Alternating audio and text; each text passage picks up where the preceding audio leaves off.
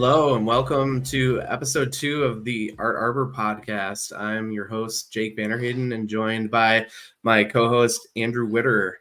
On this Saturday morning, we have an exciting announcement. As you may have seen already, as we posted our first episode of the podcast, we have a name for our podcast. It's going to be called Rooted, the Art Arbor podcast. So thanks to everyone that voted on social media. We had it on our Instagram story. You can find us on the socials at art.arbor or Art Arbor.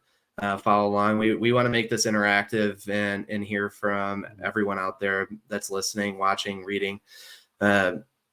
So yeah, I guess it was a good first podcast. We had our other co-founders of Art Arbor on. We had Andrew Peters and Tim Greamy as well. But as we go forward with the show here, we will be doing a mixed format of just Andrew and I here having conversations, having the co-founders on for updates about what's going on at the organization level for Art Arbor. And then we also plan on having guests on, as I mentioned last time. So we're really excited to bring on some great artists that we know and hear their stories and hear directly from them what they're experiencing as we go on this journey developing Art Arbor. But Andrew, why don't you tell us more about the name and how we came up with that? Yeah, so I think we all sat down and had some ideas, worked with AI a little bit, and we decided to kind of narrow it down to four options. And we were all just kind of going back and forth, like, I want this one, I want this one, no, I want this one. So we were like, well, fine, let's ask other people. So we posted on social media, ask some, other people in our community about it, and yeah, we put the poll up and the poll spoke for itself. And I think the winner was Rooted with Art Arbor. And then we kind of talked about it, worked it through, and decided to go Rooted, the Art Arbor podcast. And I'm really happy with it. I think it sounds really cool. The rooted concept, goes back to the arbor for us, where we want this to be a really grounded collection of ideas that make up Art Arbor. So rooted, trees, nature, yeah, that's the vibe, and I think Rooted nails it. So thank you for everyone. Yeah, Really appreciate you guys chiming in on it. we haven't really spoke to the name of Art Arbor itself too much, but we came up with that name because an arbor, by definition, is a collection of trees. Essentially, this almost, you could say, a community in nature of trees. So we thought that, aside from the nice ring that it has to it, that it really made sense with what we're trying to do with our mission. It's to bring a community of artists together and to grow together.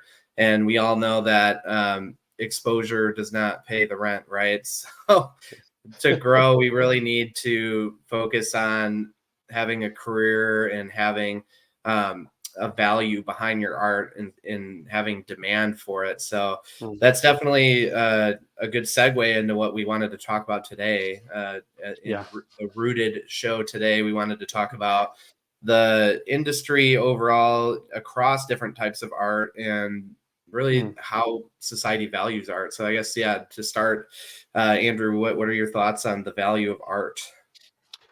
Yeah, I think we kind of talked about this a little bit off the pod, but it's like value to me is it goes far beyond money in an exchange of this the cotton and paper we hand back and forth, but it's the value for me. I think music. Let's say music as an isolated example is so like individually experienced, and I think it's such an emotional experience that it can be kind of weird sometimes to put money to it, right? Same with any sort of art. Like it's not was for some not really created for um like monetary or like to make money. Like I love the example of Leonardo da Vinci. He he's got a few pieces. He's the first true polymath, but he's got a few pieces of art that paintings that he has. What they're like some of the most famous paintings of all time, right? And but he's if you read into his history at all, he was hired to start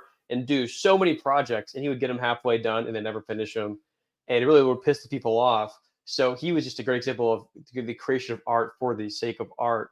So I think for us, the kind of the lacking is this, place to still live and be comfortable and pay the things that require financial and monetary exchange, but still create the art for the sake of art. You know what I mean? Yeah, I definitely want to come back to like the timeline of how art has progressed in history. As a Mm. history buff myself, I would love to touch on that. But the main notion here, the value of art, and it really has to be determined by supply and demand in the economy as far as like the financial side. I definitely don't want to downplay the emotional, spiritual side of art, but Mm. like I said, ultimately, like with our mission, we are really focused on bringing the financial piece to tie back into all of that great stuff of Mm. why we value art to begin with. But really, value is what people are willing to pay for something. That's how a Mhm. price is set, right? There has to be a certain demand for something for given the supply, right? So, with human creativity, which one could argue really is our purpose, what not necessarily to Mm. make art, but to be creative. Like we are a Yeah. creative Yeah. species. We make new things, we make things better. We like to express ourselves, we like to create things. That's what makes us different from the rest of the natural world, really, and that's Mm. what pushes society forward. So, Yeah. there's a lot of creation happening, but I think it's the value that it's given is relative to our position of survival, because we have to be forced into this mode of survival, like paying our bills and eating and all these things that we as a society have fundamentally structured into our life. Like it is very hard to self-sustain yourself without participating in the economy. So that's kind of our lens of how we're looking at this, is like, how can we allow artists to really thrive in that context? Yeah, Mm. as, Yeah. as the meme goes right now, how can we exist in the context? um, Yeah.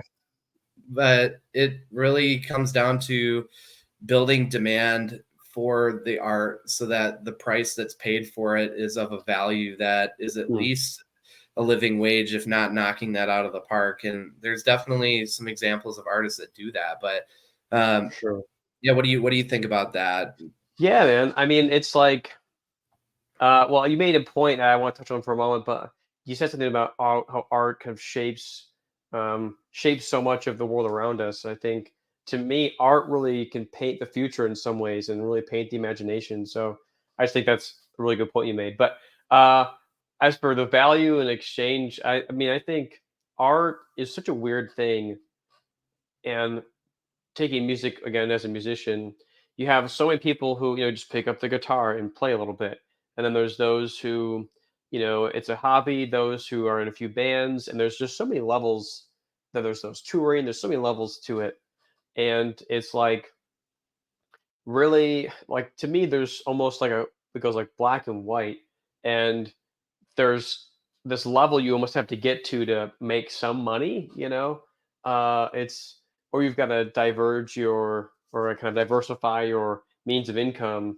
Maybe you do this on the side as well, maybe teach lessons and do this and do that, and it's not as simple as trading a skill like accounting or engineering, and boom, you work at a place and you construct things. And so to me, it's a really weird space. I'm still trying to figure it out myself. I really no idea how to necessarily solely make money off of music and be relatively comfortable. The region I'm in, a lot of people don't do that. A lot of musicians I know that are super talented just have day jobs. You know what I mean?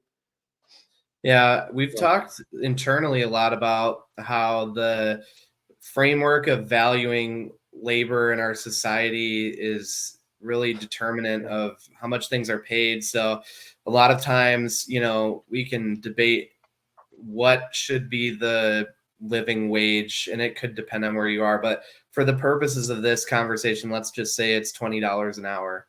Yeah. I mean, for some type of labor where there's an input and an output, I mean, as an accountant, I always think about like on the business side, it's like, okay, what you're giving me this many hours that's related to this much output that's related to this context of what I'm trying to produce. But with art, there's so many layers below that. Like if I'm just pulling a lever on a machine all day at work, Mhm. I don't really need a lot of training for that. But to be an artist, the amount of time that has been invested into like really mastering and crafting your expression as an artist is really hard to value in terms of hours, because Mhm. some of that experience is just passed down too. It's especially like in like the I would say, I guess in all art, but in music in particular, it really comes from what's before it, because of all the systems and things you need to know. You need to know harmony and melody and counting and rhythms and all of these techniques of the instrument that you're trying to play. And that's not something that you can necessarily formulate yourself. Like you can't recreate how to play the flute. Like you kind of have to learn Yeah. from a mentor, and like all of the experience of that person is being passed down into you too. And it's really hard to put a dollar price on all of that, because we will frequently use our musician experience, but and Andrew and I would be gigging with our band in the Blue, and as they still do with our group, it's hard to quantify like the amount of things that go into that performance to the customer. If we're Mhm. trying to book a wedding, for example, and someone wants us to play for 1 hour, they see it as 1 hour, but they don't understand that even aside from the years of training and whatever else I want to throw in there in that example, it's like, okay, well, it probably takes me an hour to book the gig. It takes an Yeah. hour for everyone to do all the group chats and emails and calendars, and who's driving, who's going where. Like there's a lot of logistical planning. Maybe then there's like another hour of meetings with the client. Then that's all before that. There's already been several hours of work done, literal work done, that's just leading up to that. Aside from all of the regular tasks that artists have, like we maintain a website, social media presence, paid advertising. We've went to like wedding shows and meetings with venues and meetings with restaurants and things, like all those things that compile, like those of course don't even get close to being factored in. But Yeah. Yep. then the day of the gig, I mean, if even if it's in town, we have to leave an hour before you need to get there to kind of get ready, get packed, and then it's an hour to set up at least. And then you play for an hour, and then you tear down for an hour, drive home for an hour. So if you add that up, there's 2 hours before, an hour there, and 2 hours in Yeah. the back end. So you're really working 5 hours. Okay, so add that to the tally. Yeah. Now there's at least 9 or 10 hours of work being done, and not necessarily by a five-piece band. Maybe only 5 hours of that is, but Mhm. start doing the math, right? It's $20 an hour, like we said, just for this example. The five Mhm. hours times five people, that's 25 hours of work, right? So the Mhm. numbers just start adding up. It's a Saturday, so I'm not doing the math in my head. Pause, no math in the head. Okay. Pause. We're going to calculate this. So if it's 25 hours of work times $20, that's Yeah. a minimum $500 right there. Plus, if there's like 4 hours of administrative work that's done on the side, or 4 or 5 hours, that's at least 600. And I mean, usually for private events, a band can charge a decent amount more than that. But like if you're playing at a restaurant, Oh, restaurants don't geez. have $700 to pay you. They're like, how about $200 and a free adult beverage? Yeah. And you get a pop too. Yeah. Yeah, yeah. Most places it's just a pop. Yeah, right. Yeah, really. And you get like maybe a discount on the food or something, and there's a trade off to it, right? Like, back to the thing I was talking about with creating art for the art's sake. Like, if you're more of an open, you're open to weddings and you enjoy weddings and you want to play for that thing, that's great. But you're someone who really enjoys creating unique art that is maybe better for a bar or better for a large stage. Like, it's there's just different steps and different layers to get to that point. And yeah, are you getting compensated accordingly? No, I like, to our point, no, you don't. But I think the biggest issue to me is like, but there's some people out there who are so talented who are just struggling to make ends meet. Yeah, and then, Yeah. in that example, that's assuming that you're, that 5 hours a day, and then there's a second gig, and then that's 5 days a week to make up full time. I mean, a lot of artists rely on the income of like 3 nights a week. That's like, if that's their Mhm. full-time job, then really it's not valued by the number of hours that they're working. It's the capacity that they have. I mean, if you're in a band, Mhm. like the run with this example we've had here, you really are you don't have any economies of scale. Like, you're really limited to that performance Mhm. that night. I mean, when we book a wedding, we don't book another one later in the evening. It's like, that's the gig for the day. Yeah, So if you're lucky, you've got maybe a referral that comes out of that wedding, but if it's a wedding or private event, that could be months, years from now, you know?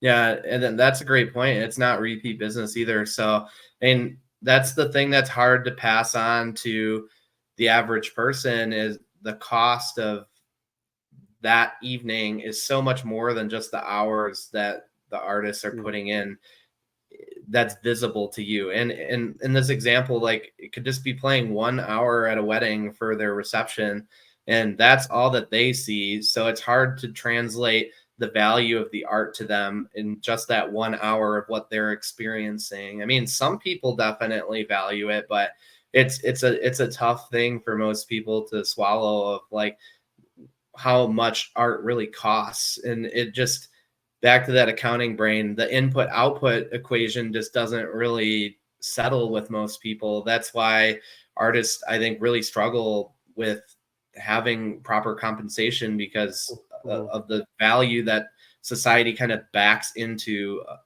the pricing of art. Yeah. Yeah, that's so true, and it's like, even talking to a lot of smaller festivals that are maybe city-based or something like that, it's hard to get funding. Like, you can do your best to get funding, and if you've got something built over years and years and years, you might be alright. If you're a good community that supports art, you're probably alright, but not everywhere supports art. Not everywhere, is open to the idea of there's just different values, different interests, different, places to put attention for entertainment. So it's, yeah, I think there's a lot. My point with that is it's a lot of moving parts, you know. Um, Yeah. yeah, Even today, and I'd love to jump back into the history of art more after this, yeah, and we'll work sure. our way back. But we'll do a flat flashback. We're starting with today.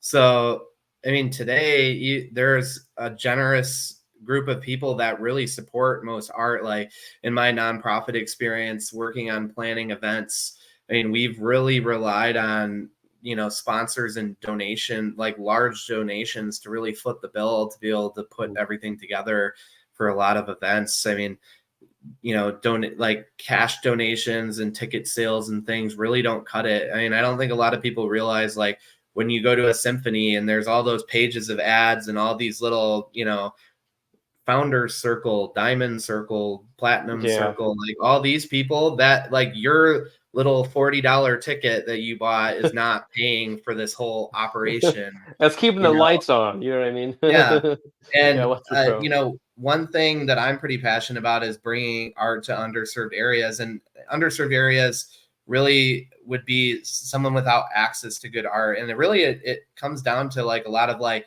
suburban and rural communities where they're away from a city, because cities generally have that, I don't know what to call it, elite class of people that are funding these things. I mean, businesses are Yeah. there operating and able to support art in their community as benefactors of their greater reach of where they do business. But if you're out in a rural community that's an hour or two outside of the big city, I mean, there's not a lot of industry there. There's not a lot of, big Mhm. lawyers, or, these entities that can support art like that, or even, just people that can support art like that. And it's, people will, like, question why there isn't art. Like, why don't we have an art, like a concert series, or why don't we have this art show going on? And it really comes down to the demand. I mean, there's more demand for the art in the bigger areas, and Mhm. that's why the artists tend to, migrate to those spaces, because that's where they can exist, right? Because Mhm. there's resources available. um, but yeah, is there anything that you have to share on Yeah, that? no, you're good, man. I think you're totally right. I think there's like we were thinking about this with the weddings. There's this like what compromises are you willing to make in order to live a certain lifestyle. I mean, I started playing more weddings because they were just financially more lucrative. There's just more money to be had. I have made good connections, and there's a trade off to it. Or I could have been writing my own music that whole time. Same with the city. I love the woods. I love living in the woods. But if I want to make my art and get compensated for it, I've got to go to LA. I've got to go to Nashville. I've got to go to New York, Chicago, and hoping that this kind of new wave of the digital globe or the digital connection that we all share is that we'll have more independence creating art um, than what we do now currently.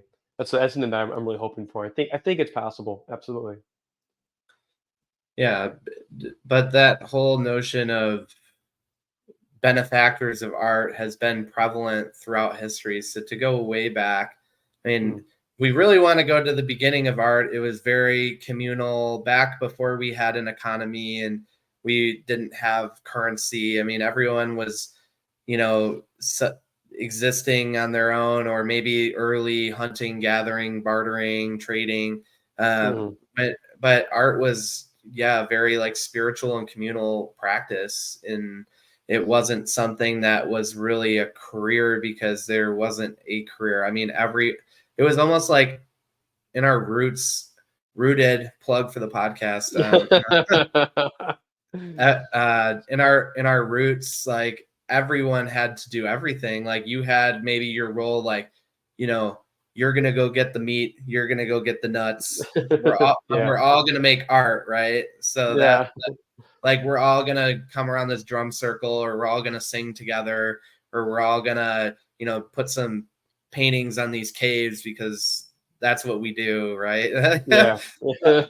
that that's where all this came from. But then, like, as time went on, I think, even before industrialization and everything, there was the beginning of like the mercantile system, where there really started to become a global economy and a trade and currency and all of these things that started to come into play.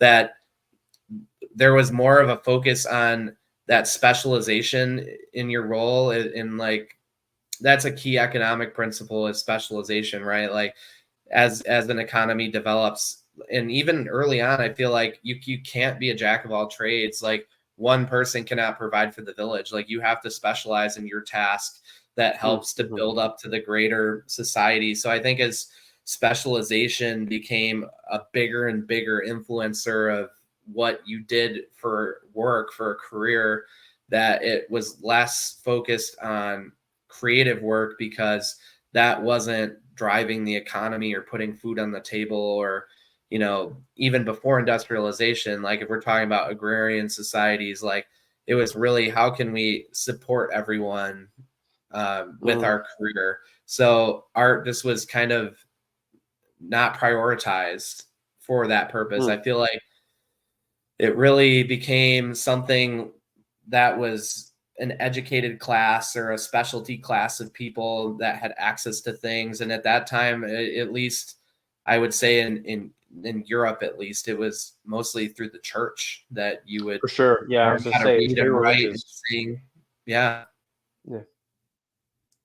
So at that time, it was such an emphasis on work that I feel like art became to slide down as less of like this shared communal experience, and it really became this adjacent career that wasn't being pursued by people unless they were subsidized, like by the church. Like if they were supported through benefactors at that time, even, that they were able to do it. I mean, if you go now, we're maybe in like the Renaissance, or a little bit past that. But like, think of like even like a Da Vinci, like you mentioned earlier, like Mhm, someone like that was being supported by these large institutions. Or, think mhm, about like Michelangelo, painting the Sistine Chapel or carving the David statue. I mean, Yeah, I'd be curious these to know what did he really want to create, if it was a place where he could freely create, what would he have done,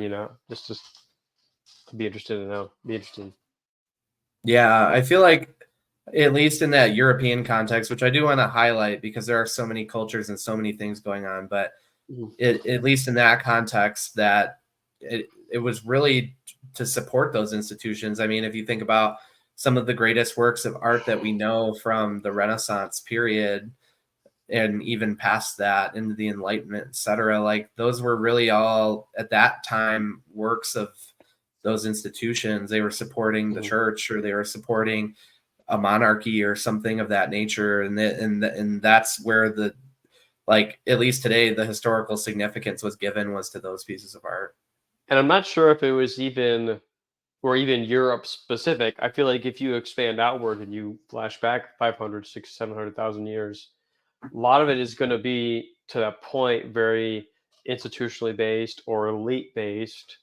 um or you've got like the hunter and gatherer level where we're by the drum circle, we're painting on caves or stones or rocks or sculptures. It's like there's two options: either you go live in the woods, if you go to society, the art is dictated by you know who's willing to just give the money or give the power, or has the power, has the money. Yeah, it's interesting how, like, we you and I joke about this, like, oh, we should just go live in the woods and make art, right? Like It's a you vibe. could It's a just vibe. yeah, you could just go off grid and make as much art as you want. If you, I mean, even living off grid, it's like almost impossible. I mean, you still will get taxed and Yeah. have to do something. And yeah, I mean, if you choose to not participate in society, you better know how to hunt and gather. Yeah. Seriously, you better know how to forge, my guy. Yeah. But yeah, or the alternative is, yeah, like this whole conversation, you have to play the game, you have to be in society. So it's just a very difficult proposition for most people to value art correctly as labor, because it's not tied. Even like service-based businesses, like there's some like real concrete output. Like if I hire a lawyer, I like won my case in court, and it's like something I Mhm. can Mhm. put value to. Or if I go to the doctor, they may or may not have healed me, but at least I like have that reassurance, like someone checked me. Or Mhm. obviously with goods, I go to the store and I buy a rotisserie chicken, I've got dinner on the table, right? So like these trade-offs that we can see that input output, and it in the context of our economy, we're able to put a price to that. But when it comes to art, it's like, I think for most people, really difficult to like be like, well, like what is that emotional, spiritual connection that I'm having with Mhm. this other person? Like, how do I pay for that? And some people do, but given like limited resources, it just like with especially with the way things are these days, it's like, how do I, put my limited dollars towards that when I need to have a house and food and all of these other things first? Yeah. Yeah. Yeah, to kind of like where the intro I brought up was like, this experience is so individual, so unique. It's not, it's deeper than this physical exchange. I think maybe it's a thing question of values too. Like some cultures, they're willing to fund art pretty easily. Whereas other places, it's just not, yeah, it's not always the case. You think of all the jazz musician examples of those who went over to Europe or even live in Europe now, who just over there they're willing to pay for jazz. They're willing to pay for the arts, and you can be living comfortably and you know could perform art maybe the way you want, or the way that the government is willing to give out money in such a way. But it's yeah, it's an interesting landscape. What's that example you were telling me about, like moving to France, how they support art there? Oh yeah, this information is a few years old. When I was over there like 5, 6 years ago now. I met a homie who's a drummer. Some of my friends and I went to a jazz club, and this beautiful old wine cellar that they converted into a jazz club, and really intimate. there was, the keys, bass, drums, and the cats were really talented, really, really good. And I ended up talking to the drummer a little bit, and he's like, "Yeah, I moved to New York, went to live there for like 6 years, and just was, barely getting by as a musician." And he told me where he played, and I was like, "Man, he's like playing around town, and you think he'd be okay?" And he's like, "I ended up moving back here, starting a family, and the government, as long as I've got 40 gigs on the books that are taxed a year, the government will give me, I think he said between 2 and 3,000 euros a month." And he was like, it's not, doesn't like cover all my expenses, but it, helps with, maybe just rent or mortgage or, food and gas, like some of the essentials. And then the rest, he's able to, allow himself some travel or be some luxuries. But it's pretty cool. I'm not sure if it's the only country that does that, but I know at least, 4, 5, 6 years ago it was a thing. That was pretty epic. I was like, dang, am I gonna stay here? Am I gonna miss my train? Yeah, it was cool.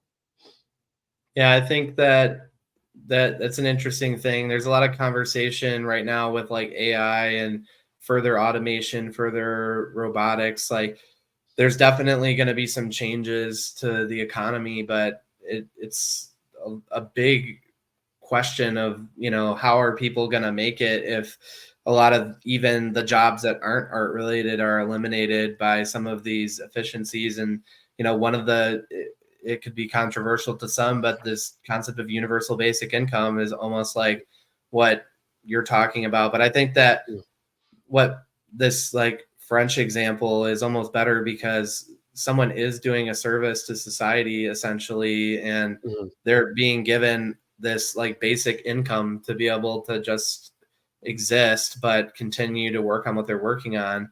And I think a lot of great thinkers in the space right now think that all this productivity that we're going to gain from AI is going to lead to the ability to allow humans to be more creative. mm. Despite people thinking AI is going to take over art, I think there is like Yeah. a certain like emotional and aesthetic quality to like actual art that like we can distinguish as humans as being like artificial or real. I think AI can Mhm. do a really good job creating things, but you have to remember it's all trained on actual art of human expression. So the Mhm. AI doesn't have the ability, even if it gets more advanced, it doesn't really have its ability to create art like that is rooted in human experience. Another plug for the podcast. Man, you nail these plugs, man. Uh, Bam. bam, bam. We see like a little action button each time you say the word rooted. You're like a little like I don't know, something goes off. uh, yeah, I mean it's yeah. I mean I don't really have much to say on that. I think you nailed it.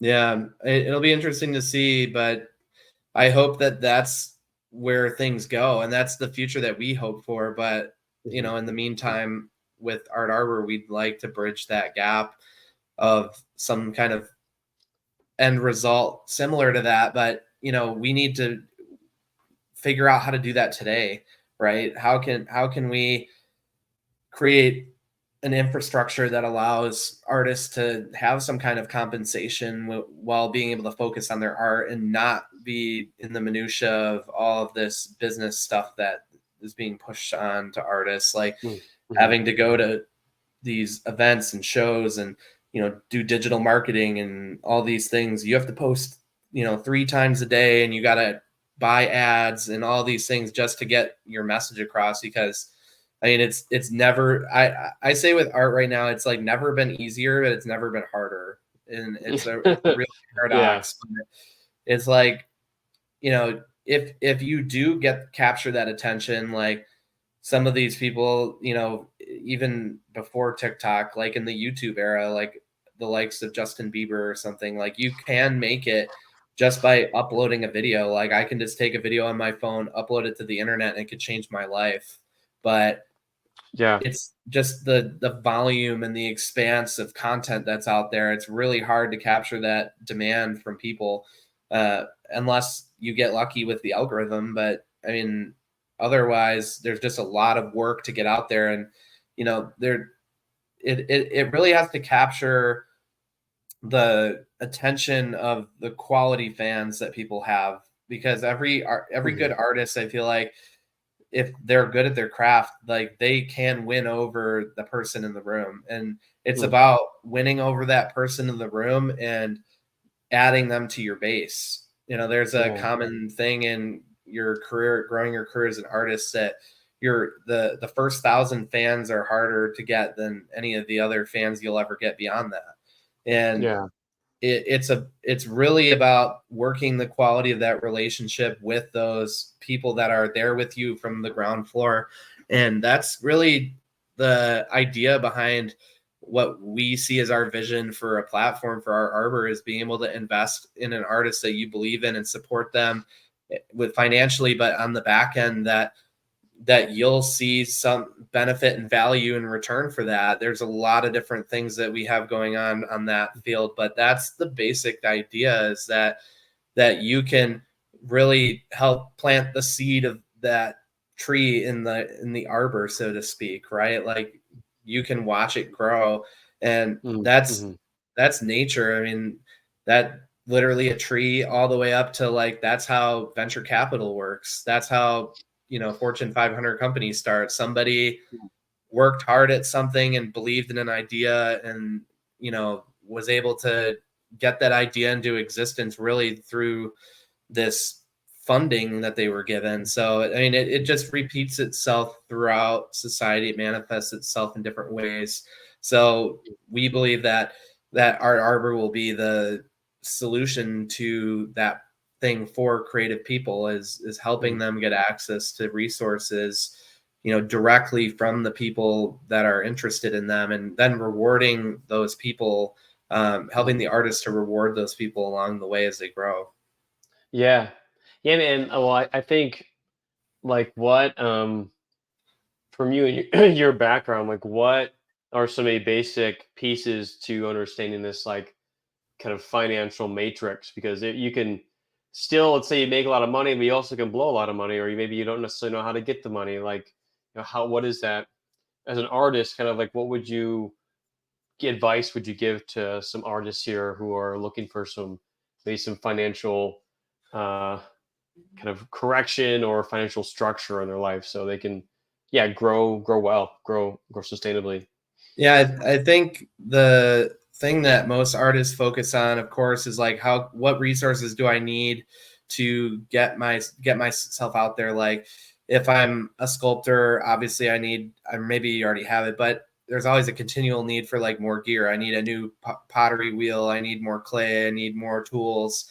I need a new kiln. Like, what do I need to be able to produce more of my art? Or a musician, what equipment do I need?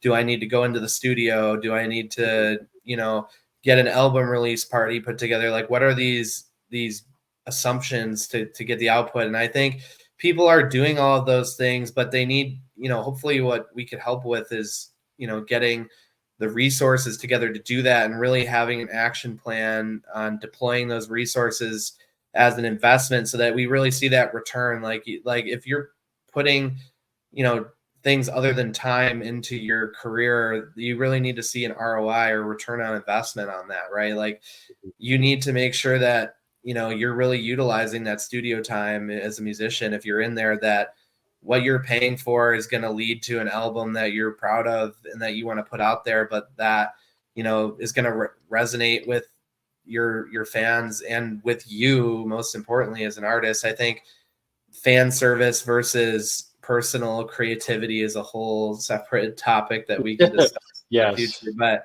um, I think it really has to do with, where will this investment lead to a return, and where can I take that return and reinvest it back? Because that's how things grow on compound. That's how we get that exponential growth. That's where the beauty of business can really come into art. If you talk about, um, artists that really have made it, we like to always bring up the example of, like, someone like Taylor Swift. Like, how did she get from where she started to being a billionaire and one of the most commercially successful artists of the modern era. It really Mhm. has to do with, you know, rinse and repeat of, putting her art out into the world, reinvesting back into what people want more of, and then Mhm. continuing to do that. Ultimately, the culmination of this giant eras tour where she literally put her entire portfolio on display for people, and really over time had built her fan base to the point where people are, overbidding on these tickets and Mhm. traveling across the world to see these concerts because she's really connected and resonated with her fans, and has, I would say nothing against her, but her art is not particularly different than a lot of, the corner bar musician in your hometown playing guitar Mhm. either. It's like how she continued to put things together and put things into place, of course with a lot of really good studio executives and things, I'm sure, but Yeah. there's so much out there now to where you really could repeat that process. And like I said, it's never been easier and it's never been harder, Mhm. and it really has to do with attention. Like there has to be demand and attention, and as you continue that flywheel of more people, appreciating your art, buying your art, supporting your art, and just really connecting with people, communicating with people, and bringing them and making them into your own community, Mhm. into your little arbor, so to speak, that you can have these people grow with you. And I think, back to the value equation, what we started this talk today on, Mhm. that you really have to show value to your fans for them to continue. And it doesn't necessarily even mean that they're investing in you and getting some kind of return. It's like, what are you doing for your fans? Yeah. If the art alone doesn't speak to it, like, how can you service those people and provide additional value to them so that they keep coming back to you? Because if you have people coming back to you, then people will start paying you, and your Yeah. art will be valued properly. But also, I think it's interesting to note that Taylor Swift, dude, she did some things I think really showed how she values her fans as much as she does. And it's like the random, I never saw this, but she would go and play at her fans' weddings for them, and she would do surprise concerts. And I've heard, once again, I've not experienced this. We've got a mutually close friend who's been to a number of Taylor Swift shows, and the way she describes how Taylor makes everyone feel in the room is like, she's giving attention to all of her fans, and they feel, so special that that concert is like a collective experience. And that kind of takes me back to our experience in the drum circle. I just put up music festival Bliss Fest a few weeks ago, and there's a venue called the Drum Kiva, and it's literally this massive fire pit, and there's layer levels of seating around this pit, and you have drums and singing and dancing there almost all the time, and it's a very inclusive experience. And that's really back to Jake's historical timeline there. It is like the original form of art or music, and art and music was all this collective thing, and there was like that for so long before it became much of a they play, I watch experience. And I think that to me is like her real big key there. Of but then you've got other massive artists too, and it's Jake and I have talked about this, where it's like, what what exactly makes someone get picked up by a label and become famous and get all the attention? And it's not that it's necessarily talent, it's like all these different kind of facets. And they had to know someone had to discover them, and someone had to see potential in them in a way that would be beneficial to what they're trying to achieve. And so yeah, it's weird. That's kind of what I was saying earlier about like the either you hustle, hustle, hustle, hustle, and maybe you're doing these cool shows at these big places, but it's freaking expensive to tour, man. So and maybe at best you're breaking even, and then you've got Taylor Swift and people like The Weekend, and they name your probably pop fan of the moment, and it's like they're doing just fine touring all around the world, doing all this. It's like it seems like there's almost like an on-off switch. I don't know. It's weird. Yeah, it's interesting. This like concept of celebrity has been prevalent, not since the beginning of human history, but really, I guess in like the past 500 to 1,000 years, there's been this emphasis on these idols that people have, and that is really a product, I think, of the way our economy is. I mean, and now the way that we're so interconnected, being online and having access to everything, that having these celebrities is our attention, because there's just so much out there. Like, think about, you're sitting there scrolling on whatever streaming service and you see all these movies without any celebrities in them, and then Mhm. you see some new release that has like this loaded star studded lineup, and you're like, oh, I gotta watch that. Like, why? Like, did you even Yeah, watch the yeah. trailer? You're just like, oh, my, All the rocks in it. Yeah. you're like, The Rock's in it. This is gonna be good. Like, which, nothing against him, but Yeah. just that power of attention really can influence someone's opinion. I mean, Yeah. someone has to start somewhere, but that's the key of, like, back to, like, you're saying, how can I give advice to someone? It's like, Yeah. The Rock even had to have his first 1,000 fans, and to Mhm. get and The Rock actually has a really inspiring story. A lot of If you dig into a lot of people, they have a really interesting arc. Like, if Mhm. that's another thing, like, if something worked for someone, like, if you just culminated like every next to richest story of a celebrity, like, you probably make it, right? Because they all had to go through some process of making it. I've heard in a lot of interviews, they'll say, like, it's very hard, like, it's not easy, like, it's that persistence, that tenacity that really will get you there. But focusing on the quality of connecting with the people that get you from where you started to where you go, and remembering where you came from, is super important. And so building that community, if you're a small artist in a town, and you're at the local shows, and you have some people that buy your paintings, and they're very invested in what you're doing. I mean, you have to follow up with those people. I mean, Mhm. I know people that will fill their house with an artist's work if they're really into it. Like, it's just like those, like, referral and retarget type strategies that work for a big corporation online. You got to implement that with your strategy. I mean, Mhm. I don't want to put the emphasis on artists becoming these crazy marketing business people, but Mhm. there's a lot of lessons to be learned, of how to nurture your base. And we really, in this whole project, believe that the number one way to nurture your base, really, well, first of all, I will say, from hierarchy of needs, like, feeling valued and welcomed is more important than money to people. So if you can Mhm. really make your appreciators of if you can bring them into your art, and you can make them feel valued and appreciated, Mhm. that supersedes the money. By every psychological research study that's been done on work, pay is not the number one thing. Like, as humans, we have this craving and need to belong.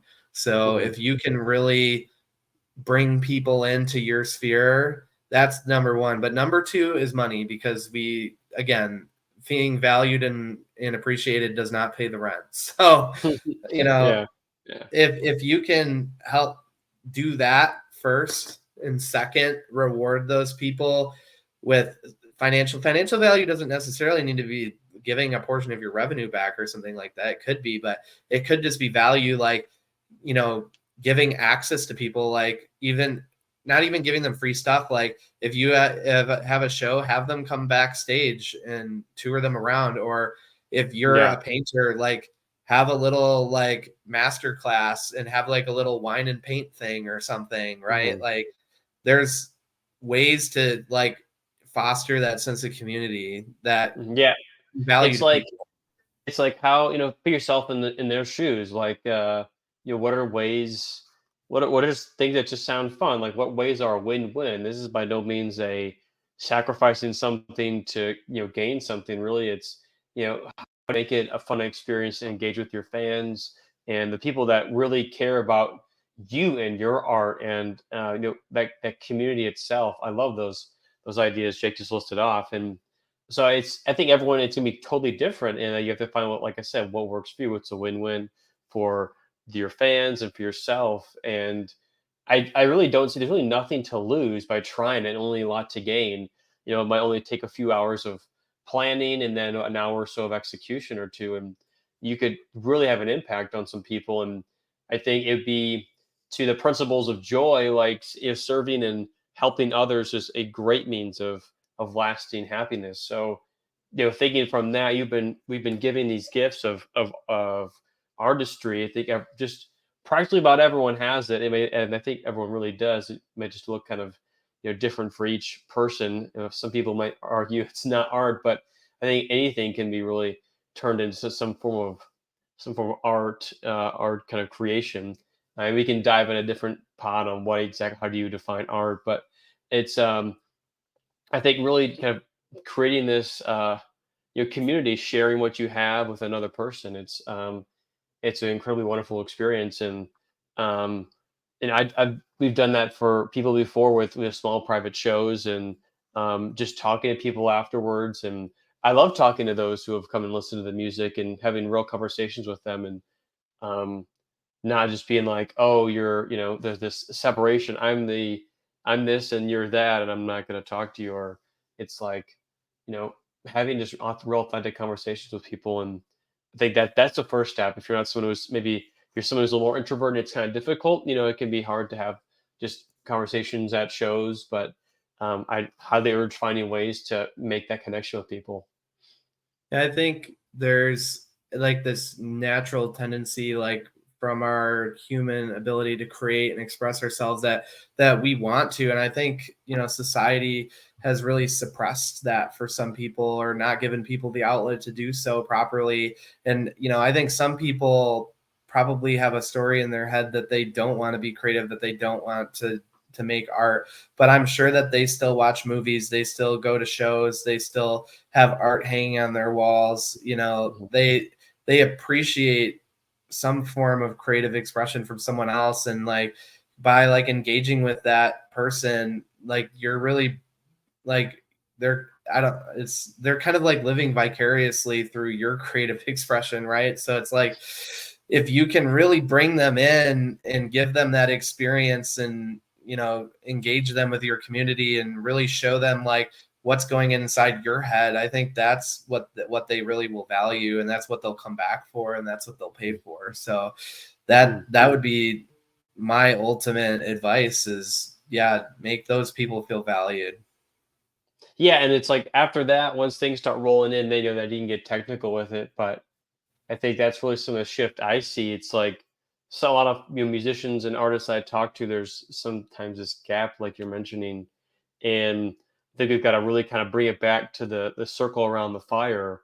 And it's like we're here together, we're experiencing this life together momentarily, just for a moment, and we want to express the joys of life through sound and through visual experiences. And it's just back to building that community. And I think your arbor, just imagine yourself in a little woods in a tree, and kind of, I think, go from there. That's my advice. Great. Well, I think that is a good place to end our conversation Yeah, today. man, it's been a great one. Tell the world what we're doing next weekend. Yeah, so we love to spend time together. We love Los Angeles, and we deeply enjoy Gary Vanderchuck. And his VeeCon is happening next weekend. So if anyone's out there, like, please, let's link up. It's going to be, I think, a lot of fun. I'm flying in Thursday night. Going to be there all day Friday. We're going to be there all day Friday, Saturday, and Sunday. Um, yeah, dude, I'm pumped. I'm open to anything. I have no idea what to expect. Um, yeah, I'm gonna try and meet some people, make some friends. Yeah, see what to do. It's going to be such an interesting culmination of like art and technology and business, and just Mm. I mean Gary V's just overall brand of being a genuine human being and, you know, valuing your time and enjoying things. And like, even I think like his artistic expression, like as someone that would be more of this influencer business person, like he pretty much hand drew all of his characters for his NFT project Yeah, he along with did. his team. But like it was his idea and he expressed himself, turned it into this large NFT project that's really done well, you know, for those that aren't familiar with NFTs, or maybe you are, but you still don't understand it. Yeah. I mean, it's art backed by cryptocurrency essentially, or, you know, some kind of digital representation of art. So like, even to get into this conference, we had to buy an NFT Mm. with cryptocurrency as our ticket in.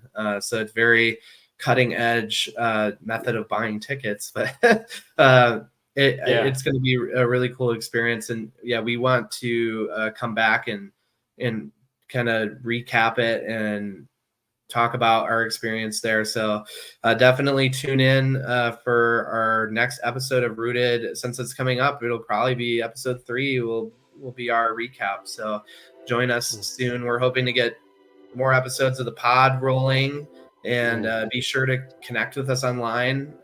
Find us on all the socials: Facebook, TikTok, X, YouTube. We're Art Arbor at info.artarbor, or send us an Yeah. email too if that's your thing. Info@artarbor.community. We'd love to hear from you, and we will be back soon. Thanks for listening to episode 2 of Rooted. Peace. Peace, y'all.